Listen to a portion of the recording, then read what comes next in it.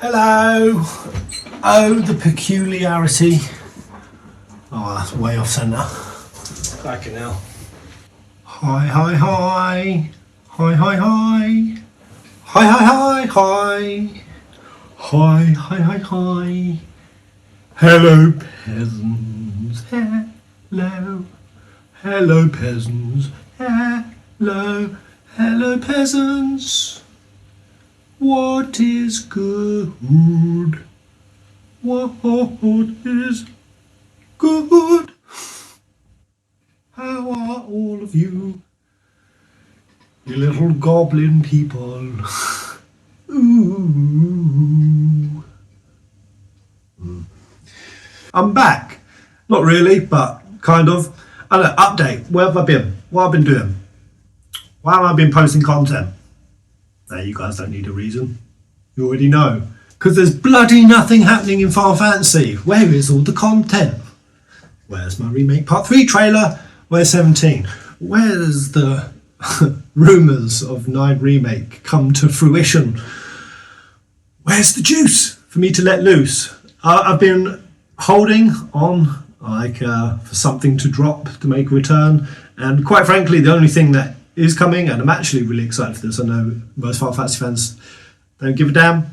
It's the Magic the Gathering Final Fantasy sets. I've already gone and dropped 150 quid at a store. I've started going down to the actual in-store card games, you know, a congregation of the nerdiest nerds of society coming together and engaging in, well, it's actually a really, really fun TCG. Man, the complexity of Magic the Gathering.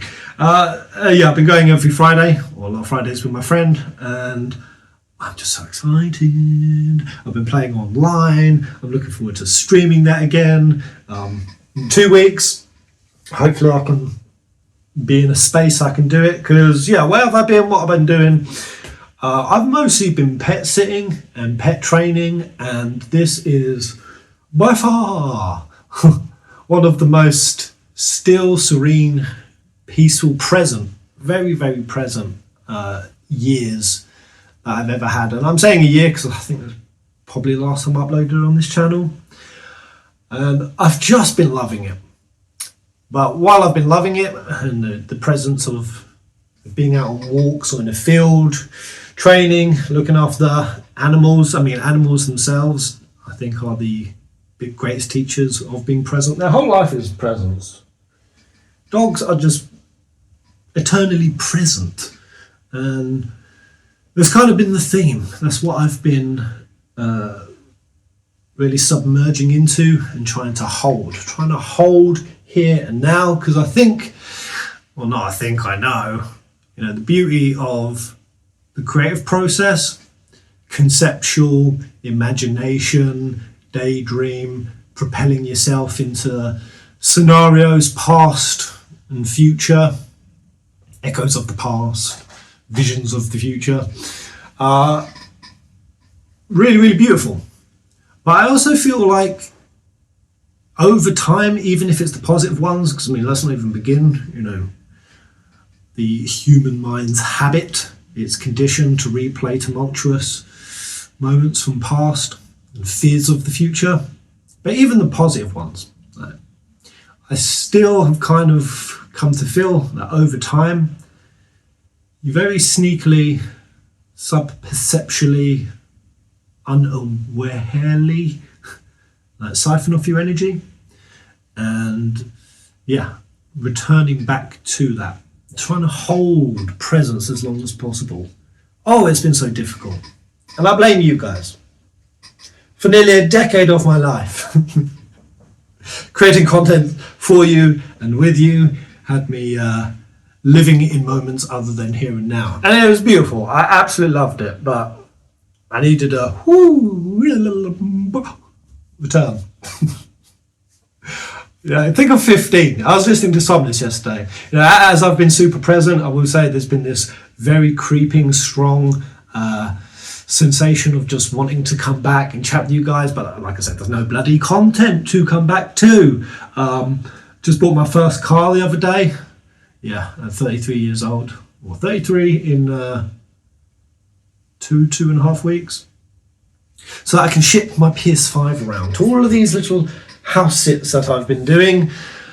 And yeah, I've been absolutely loving it, but there's just been this feeling. I'll keep watching scenes from Final Fantasy. I'll watch Tidus and Yuna's laugh. I'll watch, oh man, I've been watching Type Zero's ending, Noctis with the bros around the campfire, just moments from the series, and just feeling, I think that's the beauty of such a break, just feeling such rushes of nostalgia and endearment and inspiration, and seeing these moments from the series. Like that's, let me know in the comment section if you've felt or experienced this as well.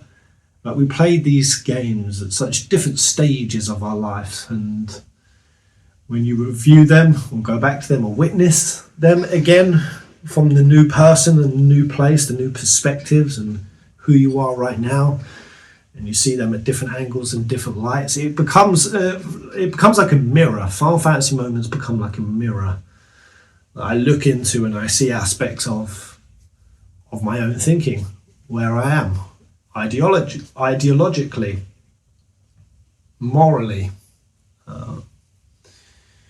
what my emotional state and resonance, what my capacity to feel emotion is right now. And it's very, very strong right now, because I've just been blissing out. Now I played Somnus, and the feeling of this rich era that we experienced together for years, for nearly a decade, man. Thinking, pondering, seeing, early renditions of it at Versus 13 and what it then became. And then I start even going into thoughts of Noctis and how much more I relate to him at this point. Like, going through such a 20s era of being very lazy. I have a big laziness arc. I'm a messy goblin boy. I don't have an aversion to vegetables like Noctis did, but Noctis loved going down to the arcade. He was an avid gamer. When I really look at what Noctis's character arc was, from a boy with little to no responsibility, kind of a apathy. Young Noctis had an apathy towards things, and you can see that portrayed also through like Ignis trying to teach him about the duties and the roles and that were one day going to come for him, and more or less having to be like his mum, his living maid, to go from that to then see the catalyst of suffering, a very, very powerful one, and then how fast Noctis had to ascend to kingship. Just from where he was to where he went, and from being the youngster being guided by these three other men. And obviously Prompto. Prompto guided Noctis, I suppose, just in a more innocent and less matured, authoritative way, I guess. But Gladio and Ignis, especially in the absence of Regis and his death, became the father figures for him. And just to see the frustrations that they had trying to raise this man up. I go to Gladio on the train, like shoving Prompto in the head, and just like grabbing Noctis and be like, come on! To saluting a king, going up the stairs. There's absolutely no... I've rehearsed nothing for this video, so I'm ambling, but just listening to Somnus, just listening to like 3 minutes of music to be sending me on such an arc and such a journey, and it's just made me be like, I want to come back and I want to take these pocket moments, these scenes. I don't care if Square Enix don't release anything. Final Fantasy VII Remake Part 3 might be a while away. The rumours of an FF9 remake may be folly, never to be actualised. What else do we have in the grapevine? Not really. Over the Magic the Gathering. But it'll come when it'll come.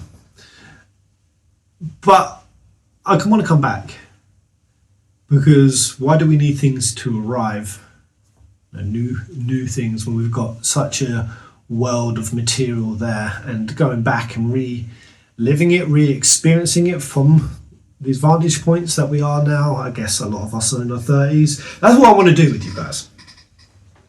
I want to go back into them. I kind of did a thing like this back in the day. You remember Phil's Friday? Let me know in the comment section if anyone remembers Phil's goddamn Friday. Oh. We were just feeling to a moment, a scene. I want to bring something like that back, absolutely, and at some point gets us back to streaming when I can actually drive my own car that I've purchased, because I've got this really swanky, amazing e-bike. It was like 2.5k. I got it for 1.5k. I shouldn't really say this, but I did like a little tuning kit which basically unlocks its maximum speed. So I'm a little speedy Gonzales bicycle boy. I've been cycling everywhere, man. Cycling over hills and yonder, hither and thither. And then you know what I get? On the back of a chocobo vibe, you know, Bart's with what was Bart's chocobo called? Bart's chocobo. What was that motherfucker's name? I can't remember. Bocco. Was that it? Bocco? I think it was Bocco. My bike's Bocco. I've been going out and doing a lot of wilderness camping as well. And all of that raw, organic, adventure-esque feeling I've been trying to roll into my life, trying to live the Final Fantasy. What's the point of witnessing so much Final Fantasy if you're not going to go out and find what your Final Fantasy is? You know? What's the point of living in awe and wonder of beautifully crafted natural worlds? That feeling of going into the unexplored, going into the vast terrains of these fantasy worlds. Feeling so strong for that, but not then experiencing that yourself. There's a whole world, Bilbo, right there, at your doorstep. The adventure's out there. But be careful, because the moment you step off your porch, you never know where you'll be swept off to. I've been letting the world sweep and swoop me about, and been doing that with my e-bike. What else has Pez been up to? Trying to meditate a lot, trying to do yoga, trying to eat better, and absolutely failing almost completely. I became an uncle. Uncle Peasant. That's been a whole cool, amazing journey that has also reduced my own capacity to want kids quite significantly. I said before, maybe I want kids. I think I'm leaning a little bit more towards maybe 60 or 70% want, 30 or 40% not. I love my little nephew to death. He's like 4 months old at this point, but he's definitely reduced. Love him, but reduced it to like 30 or 40% want kids, because damn, man, I was wrong. I was out here thinking, Western white privileged women who get to stay at home and look after kids like that's the best life. You don't got to go to work. You get to stay at home and experience all this love and joy, and just look after this little sack of pink flesh that sleeps all the time. That must be such a great, easy life. I was wrong. It's brutal. Brutal. My admiration for mothers and actually what they do go through just leapfrogged tremendously. And I've been excited for that as well. I think as well as Final Fantasy being mirrors that make us look at ourselves, so to our babies, because at 4 months you can still curse and swear. I'll get a little the Sneezy Whale. You've got the Sneezy Whale book, also Tickle the Yeti. I'm like, look at this hairy fuck. Go on, give him a tickle. But I know that's going to run out soon. He's going to get to that stage where he is an absorbing sponge, and as an uncle, I must decide, what do I impart to this little sponge? What do I teach him? What lessons? What do I know? And then suddenly all little bits of life and Final Fantasy stimulus come in. And that's just what's made me really nostalgic for the series again, because it doesn't matter where I go or how long I break or hiatus, it's like I'm tethered. Parts of my psyche and structure as a human are now tethered to this series. It's become a core, piece of me, and I love it, and I want more. I want remake part 3 so bad. There's a couple of remake part 1 and 2's theories that before I went on my big hiatus, was in the tractions off. I went back and revisited it yesterday, and I was like, the world needs to know. The world needs to know how powerful remake is narrative, and what Square Enix are doing narratively is lost on the bulk of us. This needs to be its own separate video, but I truly and genuinely believe that 7 Remake is taking on the most metaphysical, highest soul reincarnation, evolution, overcoming of the human condition, and how that wraps into geopolitical, ecological structures, societal structures. What this is bringing to the table is so remarkably profound. It's taken the 13 schools of Buddhism and distilling it into a Gnostic, Hermetic merge, with a little bit of Norse as well. It's taken on Jungian, Freud concepts, and basically what I think for a consumer that really wants to observe and witness what Final Fantasy VII Remake is trying to deliver to us, I think is probably one of the most potent concepts, whether or not you believe it, whether or not you believe in the soul, and if you have a soul, whether or not you believe in reincarnation. I think part of the ills of today is that we've kind of fallen into a nihilism.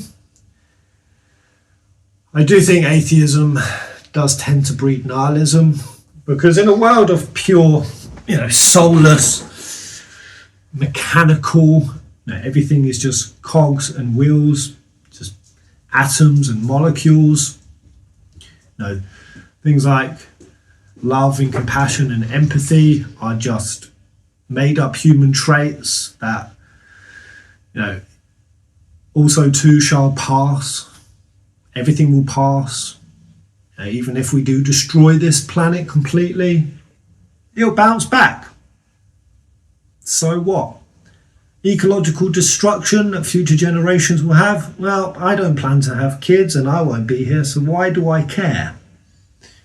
Why should I care if I do something morally bad? No. Or curse someone in my mind? How does this condition deeper, subtler layers of ourselves? And I think that only by really exploring a concept of soul or spirit can really do that. I personally, I am projecting my own belief system here completely, that 7 Remake is showing us iterations of the soul evolution and the soul cycle. All the characters in 7 have echoes of what they did in their former incarnation, which was 7 OG. That's why these characters are acting on impulses that they failed to do in the first one, OG. This is why they're escalating and acting on also their desires that they didn't in OG. There's a reason why Tifa and Cloud have now kissed at this point. There is a reason why, I've covered these things before.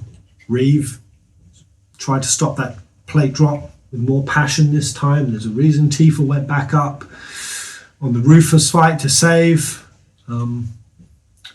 Cloud. There's a reason why Yuffie is going and sticking it to Shinra in a somewhat official capacity. All of these things are showing us that if we have ever lived any of our lives, and that the purpose of all of this is that we're slowly going to keep doing this again and again and again until we learn the lessons and until we embody the qualities, I suppose, of enlightenment. I do think 7 has always been essentially a journey of enlightenment. Oh, my Aerith Maitreya theory. If you haven't seen that, go check that out. Aerith basically being the Buddha of the future, come back in a different timeline, incarnated again, and has awareness, not full cognizance of future, past and timeline events, but enough to assemble a higher evolution of Soul Squad to turn humanity into a new era, a new phase, an upgrade, a new dimensionality. It's what Maitreya did in Buddhism, and it is just a direct parallel to Aerith. On top of the fact that Maitreya also had a competition with an evil deity that was trying to masquerade as an enlightened one. This was, what was his name? I think it was Shakyamuni, with the one-winged angel. Had like a flower growing competition. You've got Saffron's flowers, you've got Aerith's flowers. And basically when you dissect and you look into all of this enough, what Square Enix are doing is they're asking you to consider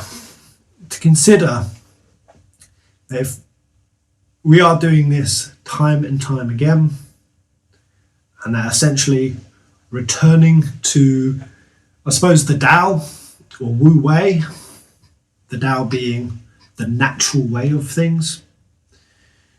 Lao Tzu,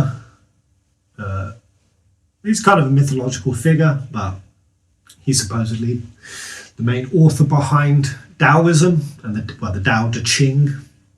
Books called Tao Te Ching in Taoism. And these individuals who have observed the natural world around us and identified, oh yeah, there's a law, there's an order, there's a harmony to these things. Soft eventually overcomes the hard. Water will always look to humble itself by moving to the lowest places. It doesn't try to vaunt itself, it naturally tries to move to the lowest substratas of the world, the citizens below the plate of Sector 7. And water nourishes all indiscriminately. There's no creature that water will go, oh, you've consumed me, but nah, I'm not going to give you, the essence of life. It does it indiscriminately.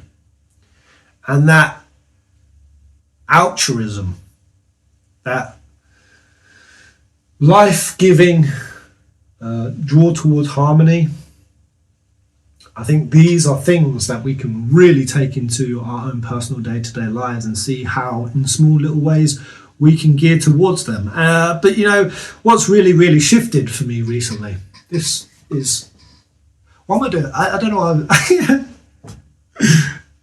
I was going to second guess why I'm even making this video, but you know what? One of the reasons why I've stayed so far away as well is this may sound silly, I've hated the direction of the internet lately. Hated it. Of content as a whole. When I first got into YouTube, many eons ago, 1,000 years ago, when Yevon was still just forming, being a content creator was cool. It was cool, man. I said to people, I'm a YouTuber. They went, whoa, That's dope. You do that for a living? Oh, it made me feel a bit, yeah, man. Now it's so lame, so cringe to say you're a content creator or a YouTuber. Not because doing it and being a creative and sharing and, you know, really that's what I felt, certainly at least when I first got into this, is this was like bringing and coalescing passion. Passion is a metric that, you know, cultivating it is always going to be a fantastic and beautiful thing. It's just an inherently beautiful thing, passion. And all the spaces we create, the Facebooks, the Discords, the live streams, you know, just the community that came together as a whole, you know, and even within Final Fantasy, even the sucky fans. What do I mean by the sucky fans? The ones with bad takes. Takes such as the Yuna and Tidus laugh scene was poo. You're a bad Final Fantasy fan. Those who said that 13 was a convoluted corridor simulator mess. Bad take, you're a bad fan. Those who say 7 is overrated or 8 has a garbage combat system or Final Fantasy absolutely has to be turn-based or 16 was racist for not making its slaves black. Bad fan. Oh, those who say that the series is misogynistic. That it relegates its women to being side pieces for male protagonists. The game series that has had like almost half of its game be led by female protagonists, and even the ones that did have a predominantly male protagonists, like positioned as one, the females in it was just substantially stronger and more influential on the plot, like 10. Like you could say Tidus was the main character, but Yuna was just leagues and leagues. Like Tidus was a witness to the true female protagonist. It kind of feels a little bit like Locke Cole. I never know if we think that Locke Cole was supposed to be the MC of 6. I never know that. Is it? Was he kind of positioned as that? I don't know, either way, he was also more like a witness to Terra and Celeste's story. So, also a bad fan. Where was I going with that? Oh yeah, even the bad fans among us with the poopy takes, they're passionate. They're passionate about their bad takes because they're passionate about the series. Final Fantasy fans are some of the most passionate gamers out there, passionate about the series that they love the most. And I think that's always just been what's been the beauty and the draw for me of bringing that together, sharing mine, and also narrating and auditing yours, you know, from the chat, or the takes and POVs that you guys have. And I've just missed it. I've missed it. I've missed you guys so much. I get comments from you guys saying, oh, where's Pez? I miss him, and I see him, and I feel so endeared. And I'm just like, yeah, soon. The time is coming. When the sun rises on the 5th day, look to the east. That's where I'll be. I've been waiting for the time to feel like coming down from the heavens, but screw it. To show up and chat and have no real need for it. But also come back to it in as authentic and measured and calm and bring that presence and that stillness that I've felt over the last year. Honestly, apologies if this comes across as gloating and someone's having a really poop time, but I've just felt the most grounded, the most connected, the most authentic and organic and fulfilled that I have in a long time of late. It has been a slingshot out of a period of not feeling any of that whatsoever. So everything has polarity. Life is polarity. Darkness, light, and shades of grey. And yeah, I've been wanting to come back and interact from this space and hold this space because, you know, these masks that we wear, whether we're content creators or not, we all wear masks over consciousness. Even if you try to go into the process of becoming as authentically true and natural and dropping of those personas, we still have to wear these masks and we still have to play these personas. But to constantly observe them, constantly observe those masks we're wearing over consciousness and see how much they're serving us and or the world around us. But, start with yourself first. Put your own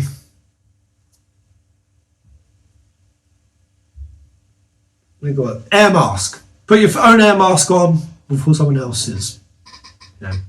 Serve yourself until you have the energy to serve others. And in this serving of myself and observing my masks, I realized, Peasant, he really was becoming a mask that was almost too constant. For years showing up and streaming, and it was inauthentic authenticity. That makes any sense? Day in, day out, playing the role of Pez, none of it was fake, yet all of it was fake. Because of course, you're right, no one reacts to things this way. Of course, no one, how many video games have you played and you're sitting there and you're narrating out loud in your own bedroom by yourself, for hours on end? You don't do it because this is the medium. It's an entertainment medium. So of course we play up, we exaggerate, we animate these aspects of ourselves, and everything that Pez had were just massively amplified versions of the joyful derpiness that I naturally feel inside.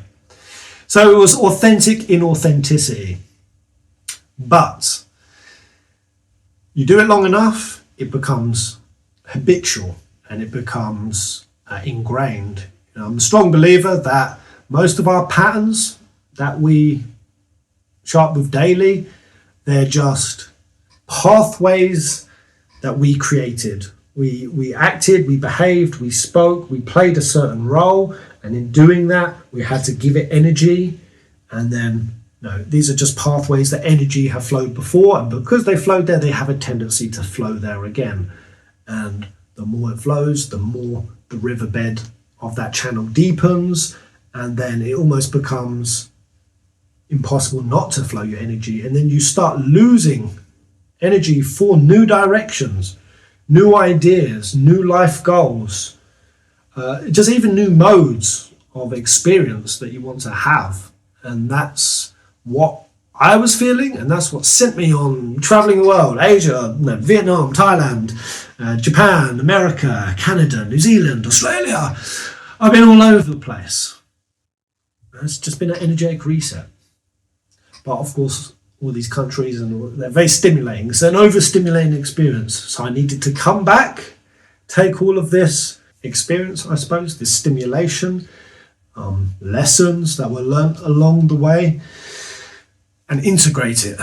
Integration is something we tend not to do, or at least I tend not to do. Integration and presence have been the key words for Pez since he's been away. And with that integration and with that presence and with the heartfelt desire to come back and begin this process of content creating again, with no promises, by the way, because I'm going to follow this very organically from a place of non-obligation. How many YouTubers and content creators do this out of pure monetary obligation? Majority. And monetary obligation tends to be an extension of what your audience will most engage with, which right now is rage bait, hyperbole. People's attention spans are fucked, and we have become addicted to some of the worst content right now. But because it performs so well with the algorithm, and again, monetary obligation, it forces content creators to, whether or not I think most of it is unconscious. They're just unconsciously, that rage bait video got me 20 times what I usually get. I'll do more of that. I'll do more. I'll lean into that more. People are liking this. Well, this is getting me the best results, and it is ultimately the death of originality. It's the absolute death of originality, and I think that's why what I've been hating the most about content and the online spaces. Of course, there are still many very original, very authentic, brilliant content creators out there. But am I the only one who's just noticed the tremendous upsurge in orchestrated, fabricated, fake scenarios? The same video. I didn't even like the video when I first saw it, but because I found myself for some unknown reason, just like, oh, because the scenario that is in front of me is just, it's so performative, it's so ridiculous and nonsensical that I want to watch this through to completion, because it's just either so cringe or so lame or so obviously fake. And because it's so obviously fake now, I want to go to the comment section to see if anyone actually believes this. And oh, look, there's loads of people believing it. And then the people who know it's fake come in and tell the other people it's not fake. And then they're leaving comments about how fake and bullshitty this video is, which then gives it even more of an algorithm boost. And it just all pushes this trash to the surface. Everything right now is trash. Like, unless you refine your algorithm, which I'm sure some of you have been doing, you know, because you can still do that. I'm just not good at it. You know, you dislike or you block, and you really basically cultivate what kind of content like you see, and you do that with intention, but just generally what is served up en masse, generally. I can't even say it's clickbait. Clickbait back in the day was one thing. This is exponential levels of degrees higher than what clickbait was. Like, clickbait seems harmless now to what is almost this entertainment medium hijacking hypnosis. You know, and that one trash video that I saw, I will then get served it for like weeks and months later. But what's the difference with the video is that there's one guy, his head is this small at the top of the video going,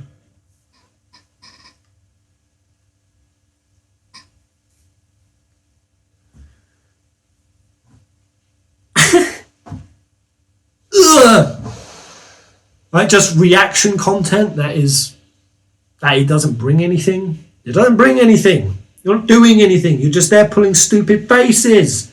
You fucking fool.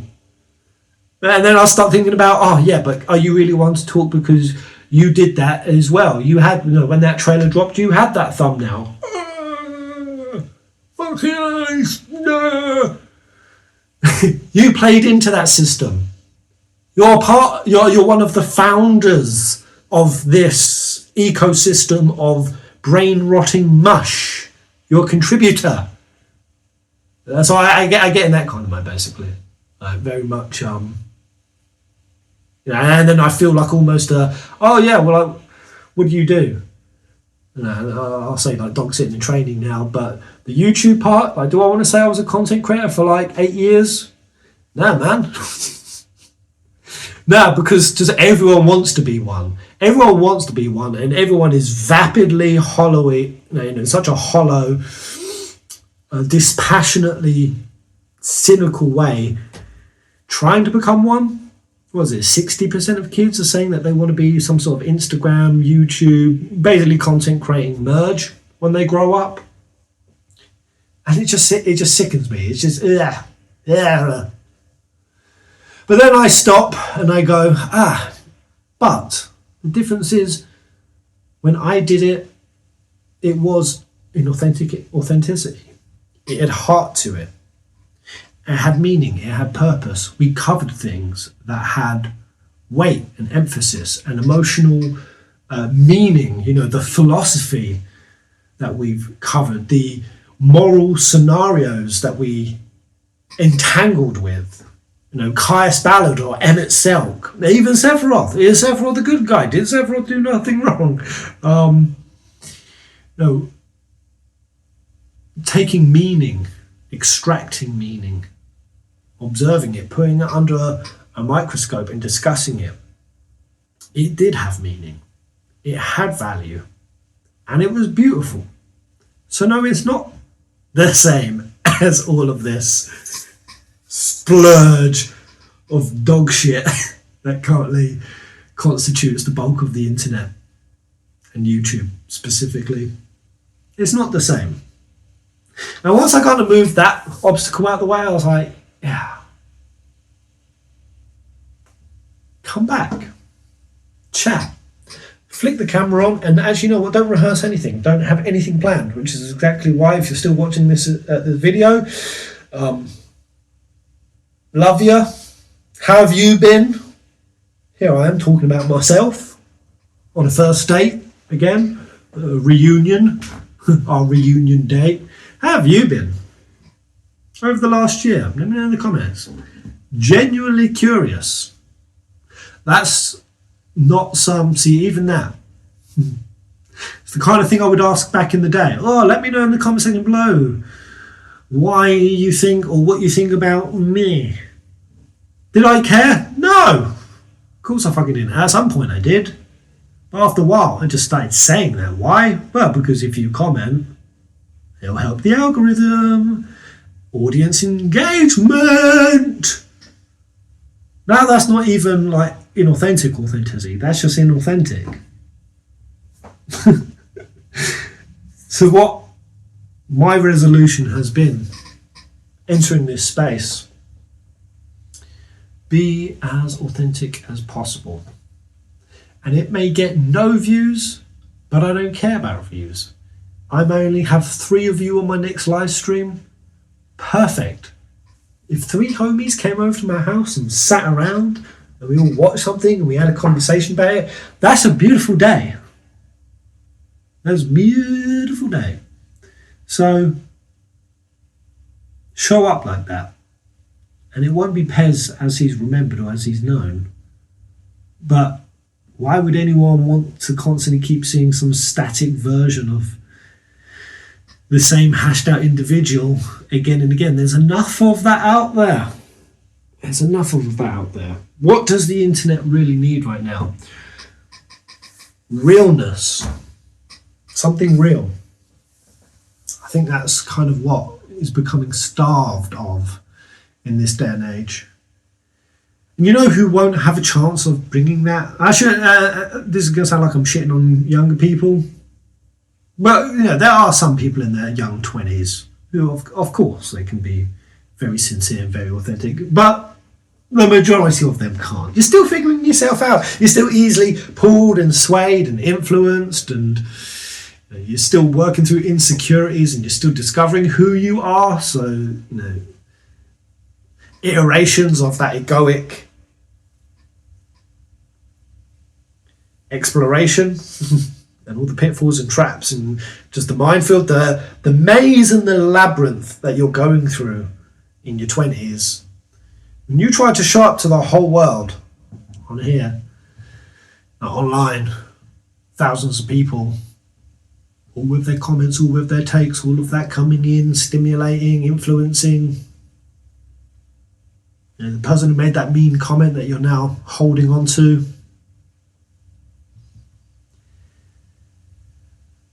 There are just a lot of content creators that aren't going to be able to be authentic. It's just not possible for them right now. But I kind of feel like once you get to the 30 stage, that's becoming something. So, you know what? I was like, serve that. That old, crusty, candid wisdom that comes with being, you know, a decade and a half in adulthood. And yeah, looking forward to bringing that to the table. And I know I'm going to have to constantly recalibrate and hold myself, hold my space, measure my words. It's something that I never used to do. I never used to measure. I used to just react, constant talking, constant entertainment. Oh, quick, rip a comment from the comment section, just Measure, slow, still. Observe the stuff that I'm watching. Take in more of 7 Remake Part 3 when it comes in. I think Maximilian Dood's always been fantastic at that. He's kind of got to that stage way before I did. He'd play through 7 Remake and he'd mostly be silent. I look at it and I'm like, oh, fucking boring as hell. Boring. Who don't want to watch that kind of content? But there's a beauty to that. That he's truly, truly, far more than I was, engaging with it. And I think that's always why, when I was playing like 15 or 16, it was big with 16, and especially Remake Part 2, like I would miss beats, I would miss subtleties, I would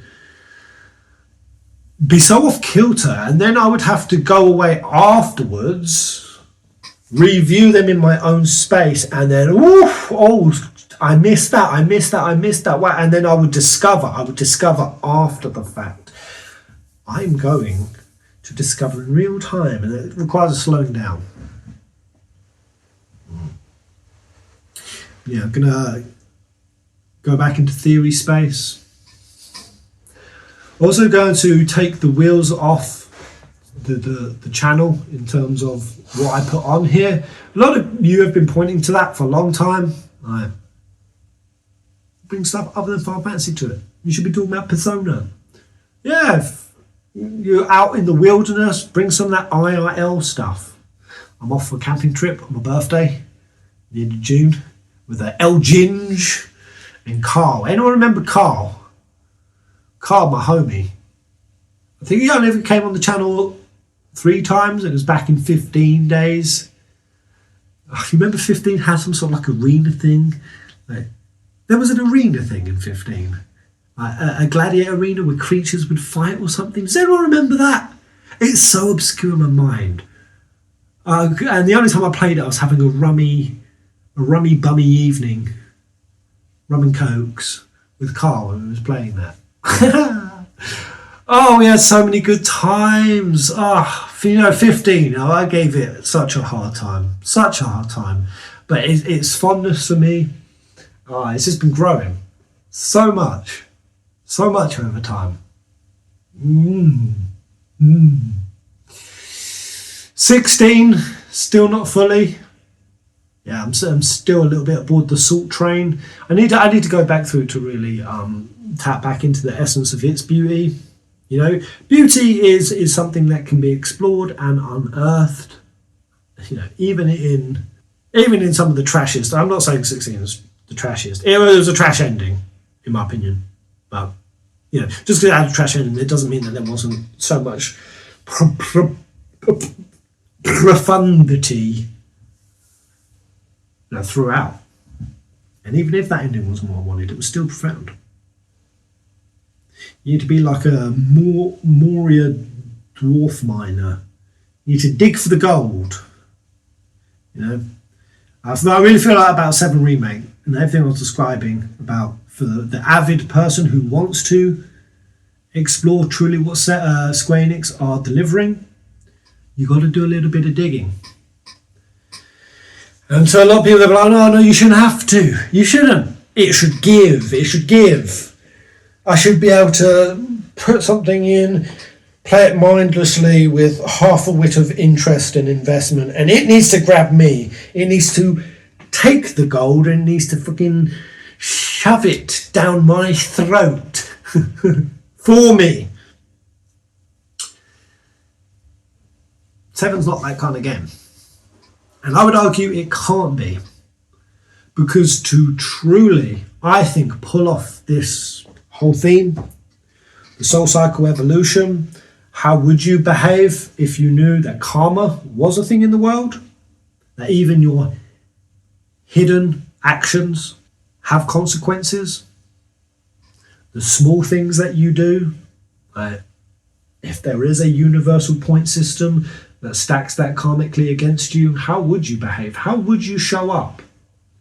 If you knew that you're going to keep incarnating and keep suffering through life after life and life until you learn the lessons, how much more motivated will you be to learn the lessons? Now, I feel like that's the biggest frustration Aerith has is, remember with like the flowers, where she's like, we have to listen to them. They have things to teach us, and if we don't learn, it'll be too late. But you can't force someone to the learning stage. They have to want to go there. You have to want to enter into that space. Even in OG, Cloud resisted it so tremendously, but you remember when it went on the high wind, and it was all the way into the high wind after her death. He was like, I finally feel like I'm starting to get what she was trying to teach us. I'm finally there. All you can ever do is point a finger. That's what my role is in 7. Point the finger. And I'm looking forward to pointing the finger more. With some juicy, succulent theories and dissects, and more than anything, feels Friday-esque moments revisiting, relive, rejuvenate, and re-witness. And looking forward to doing that over time. Let me know how you guys have been. I know I was scatting all over the place.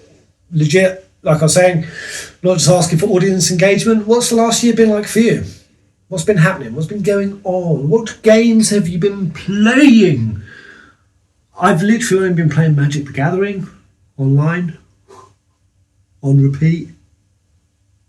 I really need to get back into something juicy. I'm feeling it. People are pointing to that Claire Obscuria? Expedition Date 3.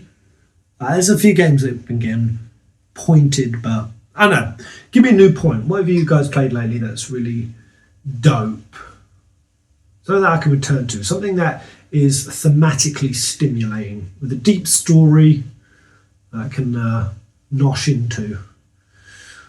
So I really, really like that. Anyway, hope you guys have a good ass day, whatever you're doing.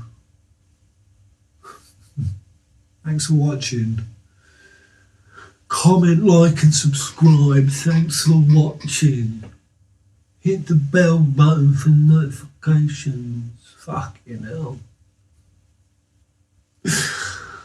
I'm just so sick of this element of online.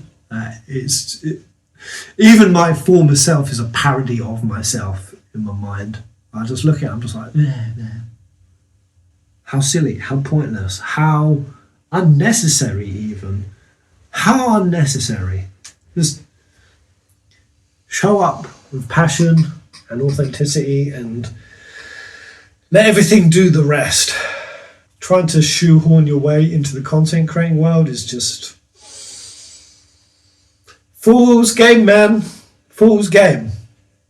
A ladder I shall not climb again, but I also know many, many other people will and are. I know like 4 friends, you and my twin sister, all looking to get into the social media content creating world. Like, this is what I want to do. I want to do this full time. I just look and I'm like, do it. It's the best thing ever. Honestly, it is the best. And it is the best. And the worst. The best worst. Oh, you don't know what you've got ahead of you. Oh. You're walking into a minefield of stuff. I can't even articulate the stuff because it's just so complex and multifaceted. You don't even know. But I ain't going to tell you because I don't want to discourage you, because it's the best, worst thing in the whole damn world. Anyway, I'll leave that there. I'm hungry. Bye.